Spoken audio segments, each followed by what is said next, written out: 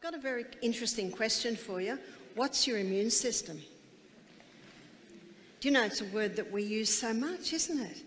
Oh, my immune system must be down, that's why I've got a cold. But what is your immune system? What is your immune system? I'd like to have a look tonight at what your immune system is, because it's important to know something about the house you live in, isn't it? And isn't it the most important, yet the most neglected form of education is the house we're living in, knowing something about the body that we live in? Was that an eye-opening to you, what happens to your food? That all your food's not digested in your stomach, it's actually digested in different parts of your gastrointestinal tract. One of my favourite proverbs, it's Proverbs 14 verse 6, knowledge is easy to him that understands. My aim is to give you an understanding of these things, and then you automatically have the knowledge on how to treat this amazing body that we've been given. So I'd like to begin by looking at where the immune system starts. Now look at our human body. We've got a protection around the body. It's called skin. Is that right? Skin. And when you break the skin, you have to be careful. Because if you break the skin, now the flesh and the blood's exposed, and the microbes that are in the air, especially if there's some pathogens, they can get in there. Is that right? And it's like the little boy that I met in New Zealand a few years ago. He came with his mother. His mother came to see me about another issue. And when he walked in, his finger was twice the size. And I said, what's happening to the finger? Now, the finger was twice the size, it was red, and at the top it like had a pussy area. She said, oh, it's cellulitis. The doctor said it's cellulitis. Do you know what cellulitis is? Inflammation of the cell. Now, that's not rocket science, is it? It's inflamed. So I went a little bit further. Why? She said, well, he had a blister and the blister broke, and then he's playing in the dirt with his matchbox cars. What's going to happen next? And of course, little boys don't care if they've got a raw flesh. So of course, the dirt got in there, and immediately his immune system went to the area. The lymphatic fluid. Do you know your lymphatic system is your body's vacuum cleaner? That's the puffiness. It's the lymphatic fluid going there to try and block any microbes going to other parts of the body. And then extra blood sent there, and white blood cells go there, and then they lay down their lives. That's what pus is. Did you know that's what pus is? It's dead white blood cells. That's what happens. As we go through the lecture, I'm going to show you what we did to that finger. So your skin. So whenever the skin breaks, we've got to be careful to wash it, clean it, and bind it, don't we? Until it seals, to protect it. There are orifices. Let's have a look at the ears. Amazing protection in the ears. There's all these little hairs, and then there's an eardrum to protect from any harmful pathogens getting in. Let's go to the eyes. What an amazing thing is the eye. If something hits you, you've got two bones there to protect it. And if something's flying through the air, you've got eyelashes, and they blink. And the blinking reflex and the lashes stop anything getting in the eye. But if something actually gets through that and into the eye, then we've got this mucus layer around the eye. And we know if we get something in the eye, like a bug or something, we just have to go around the world for a few times, is that right? And it'll go to the corner, and by now it's dead because all the mucus has drowned it, and we can flick it out of the eye. Then we come to the nose. What an amazing organism is the nose. Did you know that in the nose there are all these little hairs? And in the nose, it's like a cave with all these little cavities. And if we breathe in something that's got dust on it, it's heavy. If we breathe in pure air, it is so light it goes straight through into the trachea and down into the lungs. But if it's got a bit of dust or something on it, it's heavier. So when it comes into the nose, it starts ricocheting around all those little cavities. It shoots backwards and forwards to drop off the dust. then it becomes light and it goes back down the trachea and into the lungs. And then at the end of the day, we blow our nose, is that right? Especially we've been digging in the garden. So those hairs there are there to trap any dust or things like that are on it. And then we come to the mouth. Do you know there's no hairs in your mouth? That's why we should be nose breathers, not mouth breathers. We should be nose breathers. And if someone says, well, I can't breathe through my nose, so then I ask, why can't you breathe through your nose? Well, it's all blocked up. So why is it blocked up? Oh, it's just always blocked up. Do you know excess mucus in that area indicates that that person's got an allergy? It might be to an allergy to a chemical. It might be allergy to a mould, maybe they're breathing in, or it could be an allergy to the food they're eating. And the three most common allergens are wheat, the hybridised wheat of today, dairy and refined sugar. So one of the most common symptoms of someone having an allergy is their constant mucus, constantly blowing their nose. That should not be. You see, the body creates mucus to protect the mucous membranes from something they've got an allergy to. So then we come to the mouth. So we should be breathing through our nose. And you can breathe through your nose if it's clear. One lady said, I tried running up the hill and just breathing through my nose, but I couldn't. I said, no, either can I. Aren't you glad that when you're exercising and you need more air, you can breathe through both? So let's go into the mouth, and you'll find in the mouth there's bacteria in the mouth, there's a lot of mucus in the mouth, and that also can trap any pathogens. And let's swallow and get down into the stomach. Down in the stomach, and we just looked at that, there is a major part of your immune system, it's called hydrochloric acid. And if any harmful pathogens get into your stomach, your hydrochloric acid can wipe it out. The hydrochloric acid has quite a few roles. But what say your hydrochloric acid is low, and what say your gut bacteria is low? Do you remember when we went down into those areas, then harmful pathogens can get into the blood. And now the harmful pathogens are in the blood. And then rises up what most people see is the main part of their immune system, which is your white blood cells. Have you heard of your white blood cells? We all have white blood cells, and there's one white blood cell to about 10,000 red blood cells. And there are 5 different types of white blood cells. So 62% of our white blood cells are neutrophils.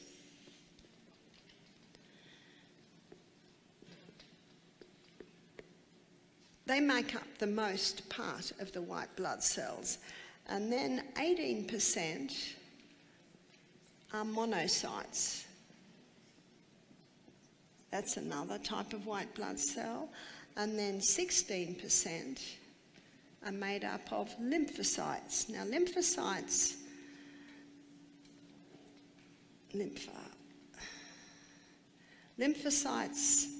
are the white blood cell that's made in your lymph nodes. So your lymphatic system is like your body's vacuum cleaner. And what does the vacuum cleaner vacuum up? Waste.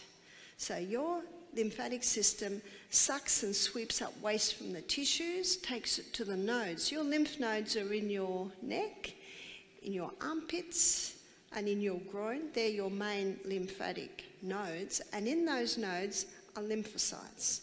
So some of the waste that's taken into those nodes can be basically dealt with by those white blood cells. And then 2% of your white blood cells is made up of basophils. And then another 2% is made up of eosinophils.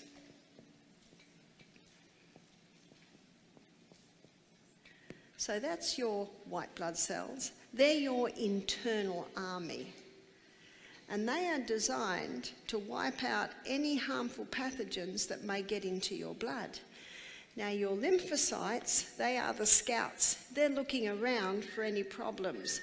And when they see a problem, they can call on the neutrophils and the monocytes to come along, and they use hydrogen peroxide to actually wipe out any of the problems. And they envelope them and wipe them out, and they actually die when the pathogen is killed. That's why the little boy had that pus there, because a lot of white blood cells had gone there to deal with what was coming in on the dirt. That's what pus is.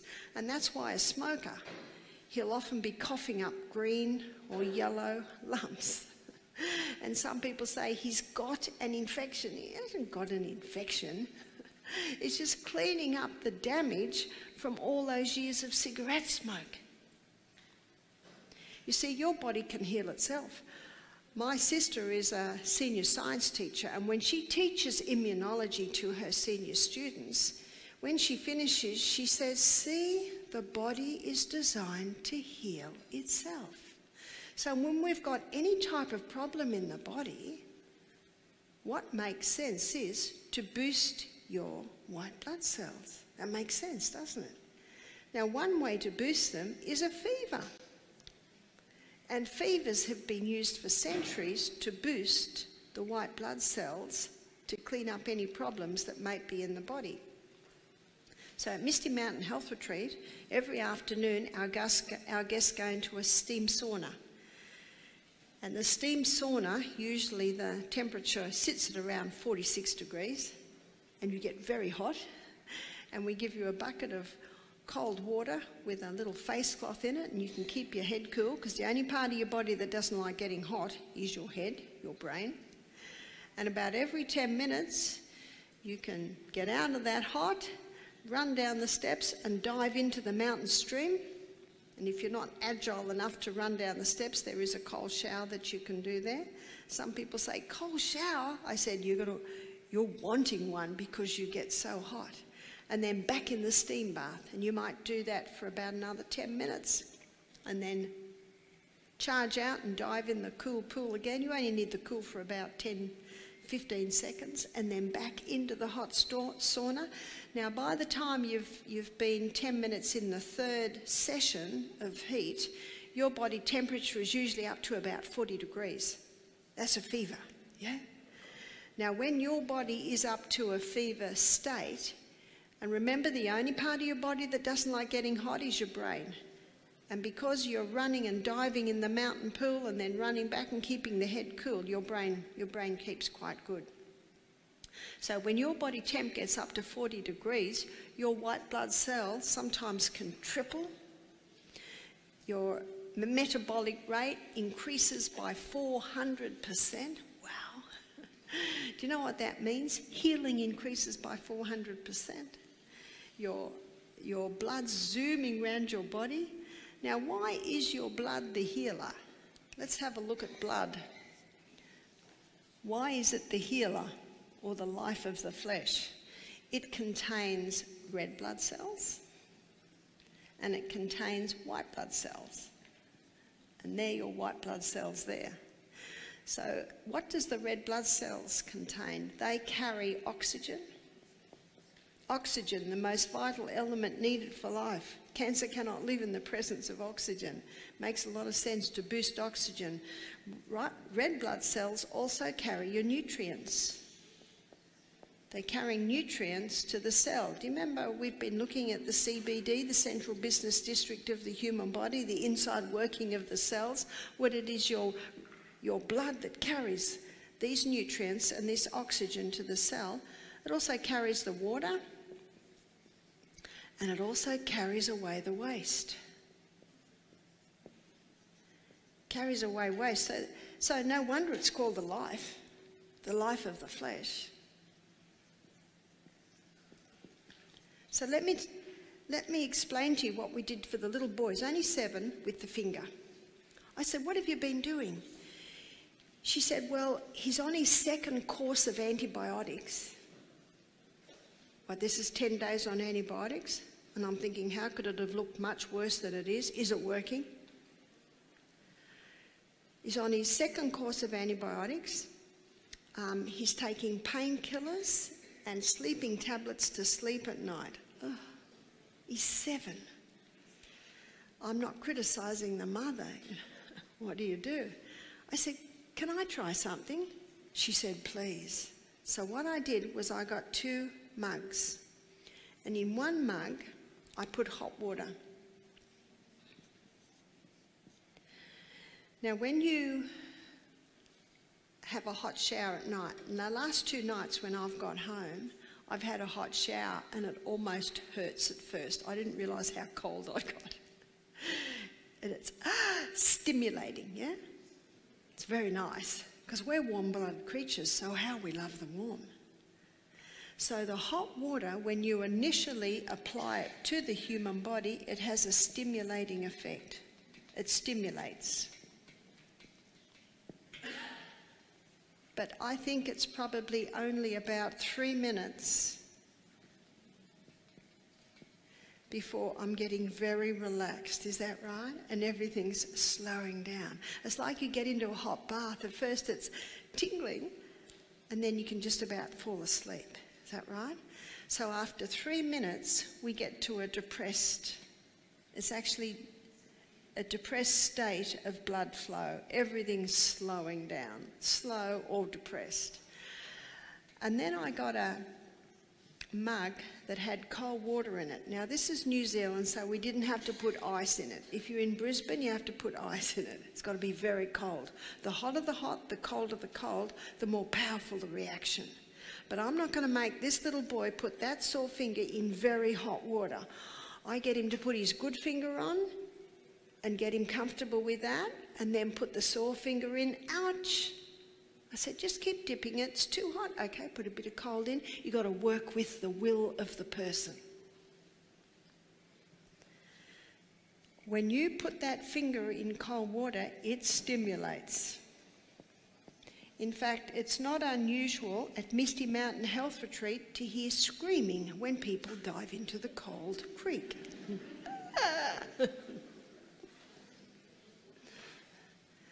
Agreed? It stimulates. It takes 30 seconds once you're in the cold before we get to a depressed state of the blood. Everything starts to slow. So either called depressed or slow. It's a slowing down.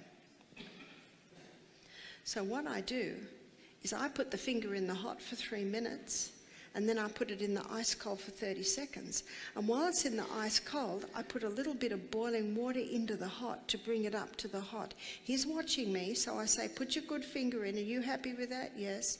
Because I know once his finger's been in the cold, it'll handle more hot, numbs it a little bit. And then we keep it in the hot for how long? 3 minutes. And then before it's got a chance to slow down, we plunge it back into the cold. And then before it's got a chance to slow down, we plunge it back into the hot. Can you see what we're doing? And you usually do that 3 times. So how long did that take? That takes 10, 11 minutes. By the end of the second hot, a big smile came to the little boy's face. What's happening? He's getting relief. In fact, by the end of the 12 minutes, and he's got 50% reduction in his pain levels. Now that's quicker than Panadol, is that right? And we're not hurting his kidneys or his stomach or his liver. He's looking at me smiling, and he's looking at his mother, and then I wrapped the finger in a grated potato poultice. Potato reduces inflammation. Potato draws waste out. Every home has a potato wrap. So I made a little, like a package. You can watch my poultice lecture to see how to do that on YouTube. And then I'll put a bit of plastic over it and bandage it up and ask God to bless that finger, bless that poultice. Do you know, the rest of the morning while I'm talking to his mother, he's just smiling at me because he had so much relief. When they went home, he said to his mother, can we do that again? Why did he say that? Because he'd experienced the relief. So I saw them at 10. We did it at 10 in the morning. They did it again at 2. They did it again, I think, just before he went to bed. And in the morning, when they took it off and took the poultice off, all the waste came out. The finger was back to normal. No need for any more painkillers. No need for any more sleeping tablets. And the mother said, "What will I do about the antibiotics?" I said, "I'll leave that up to you. I have no authority over what you do with that. All I can do is to tell you what I would do, and I don't usually have to tell people what I would do."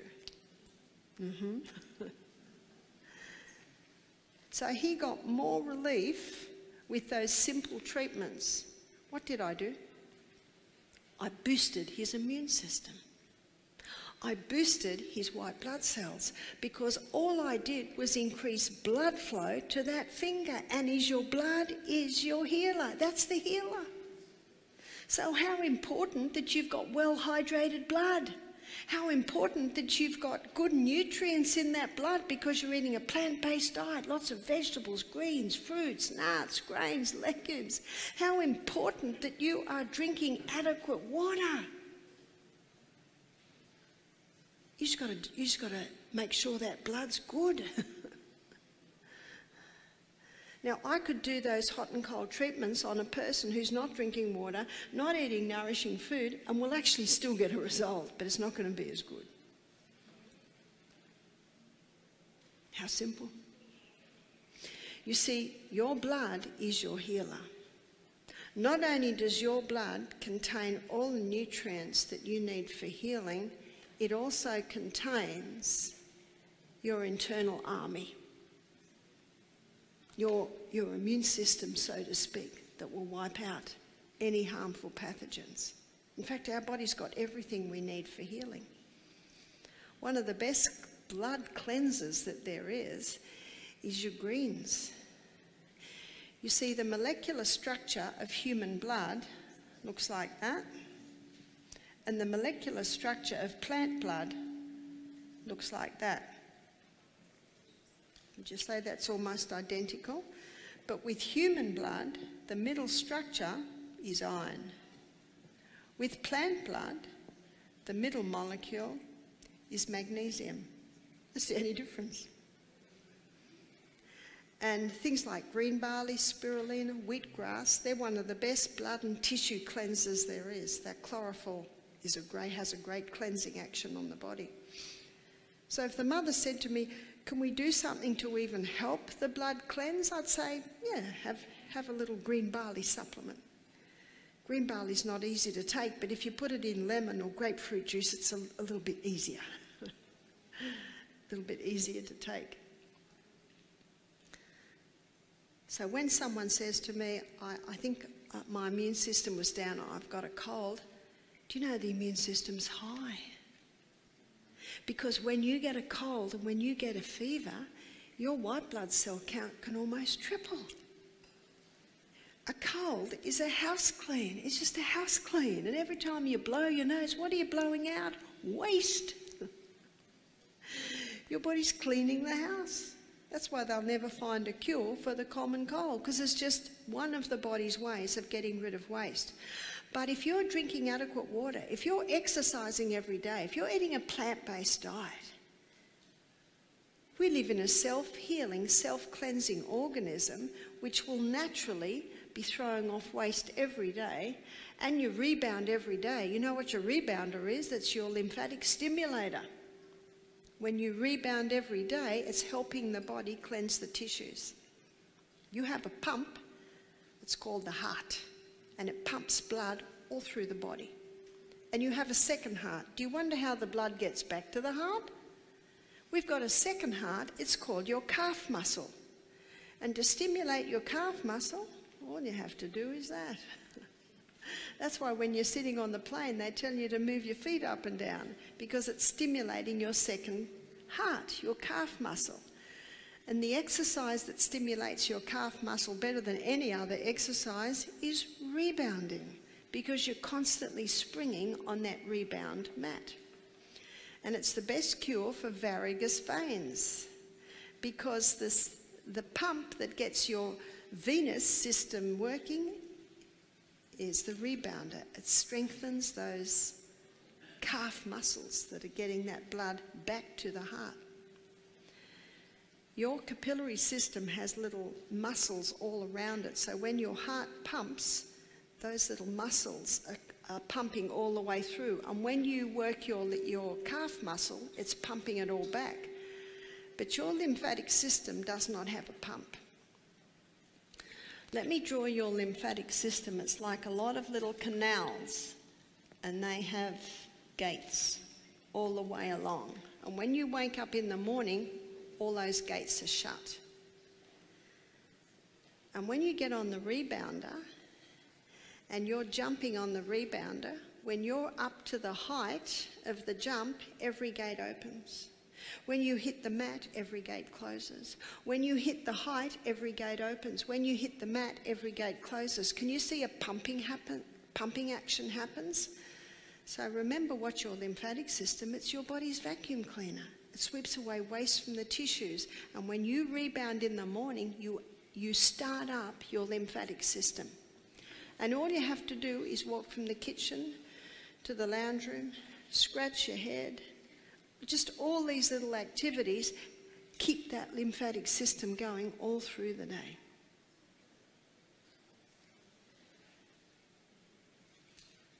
Eosinophils are a very interesting white blood cell because when you have an allergy, eosinophil levels can rise. So at Misty Mountain Health Retreat, I take a drop of blood, put it under the microscope, and it comes up on the screen. And it shows you all your white blood cells and all your red blood cells. And if a person has an allergy to wheat, dairy, you will see more eosinophils. So in that drop of blood, I should see about 2 eosinophils. And eosinophils you can tell because they light up like a little light on a Christmas tree compared to the other white blood cells that are a duller white. Because we have a dark field condenser, and so you've got a black background, so the white blood cells really light up. Now, if someone has 5 or 6 eosinophils, that's an indication that they are gluten sensitive. If they have 10 eosinophils, they are intolerant to gluten. If they have 16, 17, 18 eosinophils, they are celiac. So that's a severe intolerance. Some people, when I say, oh, you're gluten intolerant, they say, no, I've had a blood test. Or some people even have a biopsy of their colon, please don't do that, to test for celiac. And the doctor says, no, I'm not celiac. I said, no, you're not celiac, but you are gluten intolerant. Now, the test will never show the intolerance. It'll never show the sensitivity. So how can you tell? I've got a very easy way to tell. Stop all wheat for 2 months and see how you feel. How easy is that? See how you feel. You can have a slice of bread and it'll be out of your body in 24 hours. But the effect can remain for nearly 2 months. So you really have to stop it for 2 months. Don't start tonight. Don't start tomorrow. Don't start until your cupboards are well stocked. You can get some very nice gluten-free pastas now. San Remo, they've got a great section. It used to be that if you cooked gluten-free pasta, it just went like a lump of glue. But today you can get some very nice gluten-free pastas. Just go into the Asian section and you get rice noodles, rice vermicelli noodles. There's so many options today. And you can get spelt sourdough bread. If someone's celiac, they can't even handle that. Because as you'll see tomorrow night when we look at the acid alkaline lecture, the spelt has a little bit of gluten, but it's a less complex type. So usually people that are intolerant and sensitive can handle that one. It's a good idea to stop it all and then try introducing. So after 2 months, have a slice of bread, see what happens. The most common symptoms are actually brain fog and bloating. And how many people have that and think it's age? Have you heard of poor old age? It gets blamed for so many things. So we had this guy who used to be forgetting things all the time. I used to say to him, my friends blame the fact that they're 50. What are you going to blame? He was 18. And then we discovered he was gluten intolerant. And when he stopped the gluten, wow, he started to remember everything. Do you know, life should be good. Life should be very good. We've only got one life, and we should be enjoying every moment of it. Let me tell you the story of one man who I saw when I was in Bermuda in May. He came to see me because he found out he had eosinophilia. I said, oh. He said, what can I do? I said, do you know what a rise in eosinophils is caused from? A gluten and a dairy intolerance. I said, just stop the gluten and the dairy. He says, is that it? I said, yeah, but give it 2 months. I looked at the slide of one guy and he had 10 eosinophils, and I said, wow, you've got an intolerance. He said, this is ridiculous. He said, I haven't even been eating it. And then he went, oh, the muffin on the plane. That was enough to bring it all up. So what's the best way to boost your immune system? The best way to boost your immune system is have a quick cold shower at the end of every hot shower. How simple is that? And you'll get used to it, and you'll go, don't worry about it. One lady said, Barbara, you say we've got to listen to our bodies, and my body says don't have a cold shower after the hot. It doesn't like it. You see, we're warm-blooded creatures. Of course we're not going to like it, but it's just brief. Won't kill you. And it actually won't make you cold. So every day at Misty Mountain Health Retreat, I run up hills. That boosts the immune system. I get quite hot. On my way back home, I've got a little bag near the creek, and I jump in the cold creek. In the winter, I'm in there 7 seconds. I'm not in there long enough to get a cold. Dive out. Yeah, I dive out as quick as I dive in. And people are getting colds all the way around me, and I don't get them. In fact, when I was at Misty Mountain 2 weeks ago, I got a cold for 4 hours. Don't you love it? I blew my nose and sneezed and for 4 hours. How nice when that's all it is. But you can take some herbs that will really knock a cold on the head. And if you go to YouTube, Barbara Annual Poultices, in that lecture, I give a recipe for the flu bomb. Now, the flu bomb contains garlic, ginger, lemon, honey, eucalyptus oil, and cayenne pepper. Got that? And if you take that 3 times a day, your cold will not last very long. Did you know that on the packet where the flu injections holds the flu injections, it states that this will not prevent the flu? So I do hope you don't have a flu injection, because it does have mercury in it. And we don't need to inject these things into our body, because the body's been designed to heal itself. And it will heal itself if you give it the right conditions.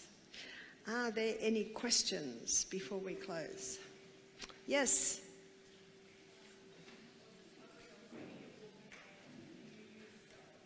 Have we got a microphone? A microphone, there's one.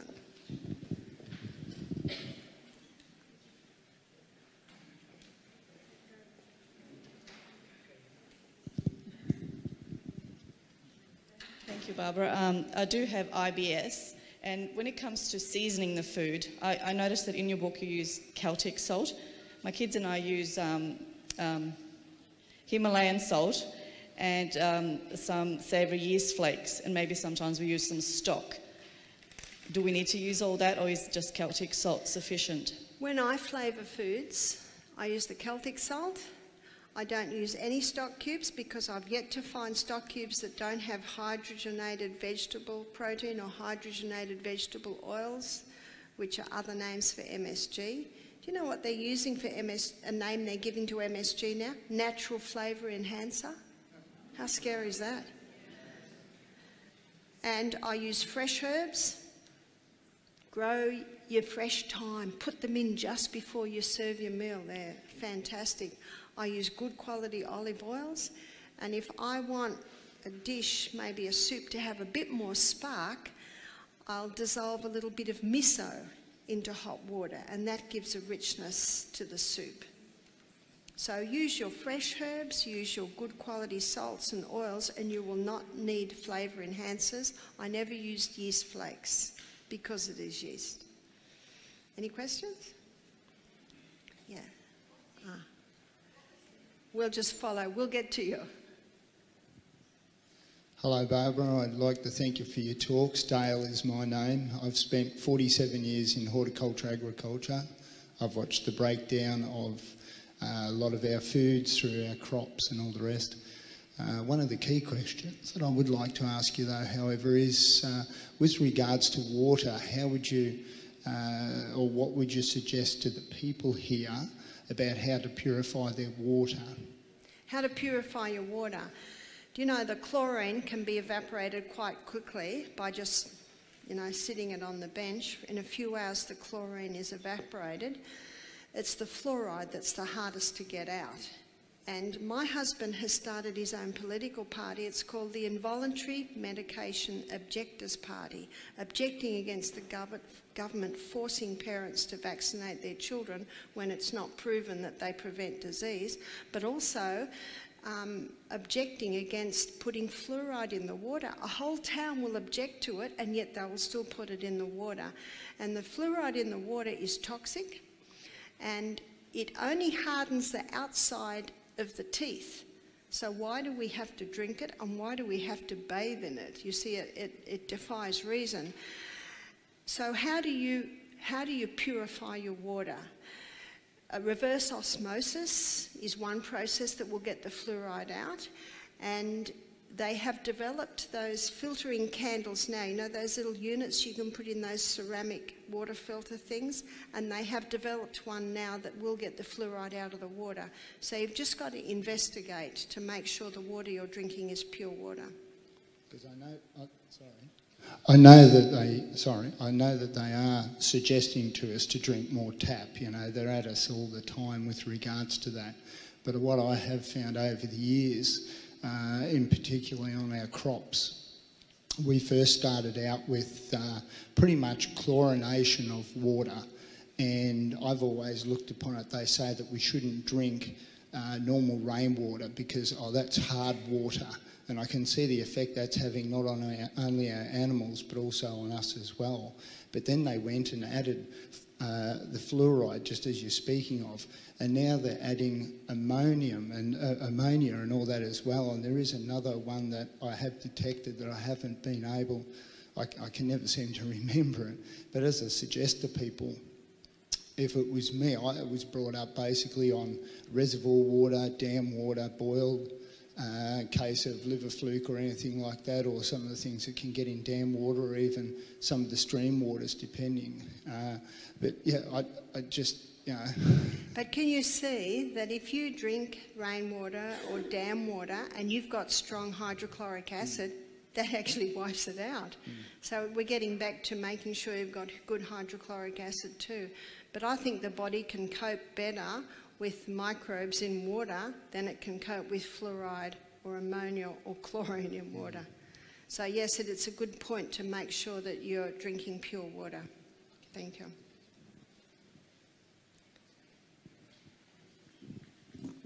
I just wanted the ingredients for the flu bomb again. Okay, it's garlic. So it's 6 things: garlic, ginger, so those two go together, and then lemon and honey, and eucalyptus oil, but remember only 1 drop of that, not half a cup, and cayenne pepper, as much as you can handle. And then you put that with a little hot water. There's the flu bomb. Yes? Is yogurt good for you? Is yogurt good for you? Yogurt is fantastic for you. But if it comes from unhealthy cows, it's not going to be good for you. But you can get some very nice coconut yogurts today. In fact, I've been having some for breakfast every day. Very nice. Another question?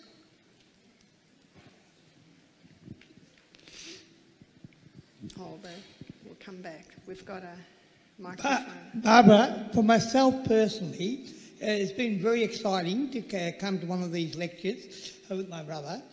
We're becoming more and more conscious about what we're eating at home and that sort of thing. Because I suffer from diabetes, I just wanted to ask you, we've got some stevia. Is that okay to use? Stevia? Yeah. Yes. Can I have it with my cereal? Yes. Yeah, that's what I'll do, because I'm going to try and get off refined sugars, no refined sugars, and I've cut down on caffeine. Fantastic.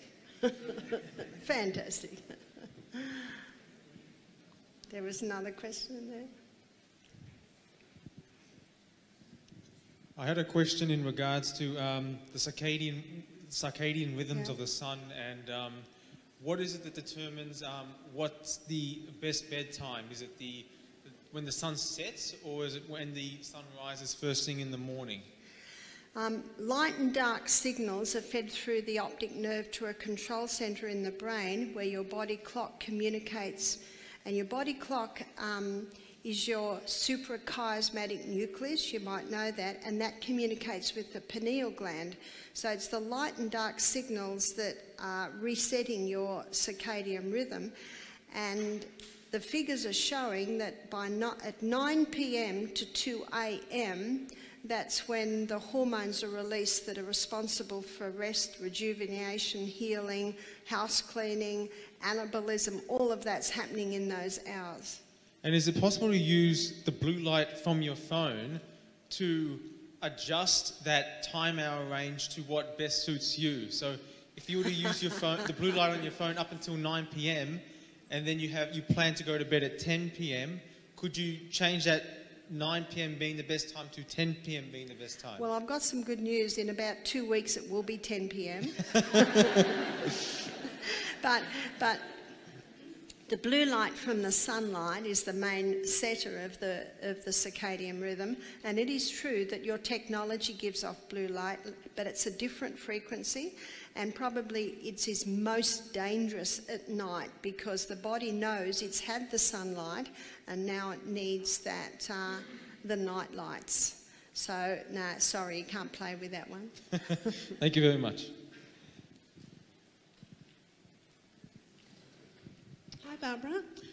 If we're going to attempt to grow our own vegetables and if the soil is depleted of nutrients, if we wanted to add a more healthier soil or a compost that doesn't contain mushrooms, you talked about that being a fungus, if we want to stay away from manures which are animal based, what would you recommend? The animal manures aren't a problem unless the animals have been given drugs.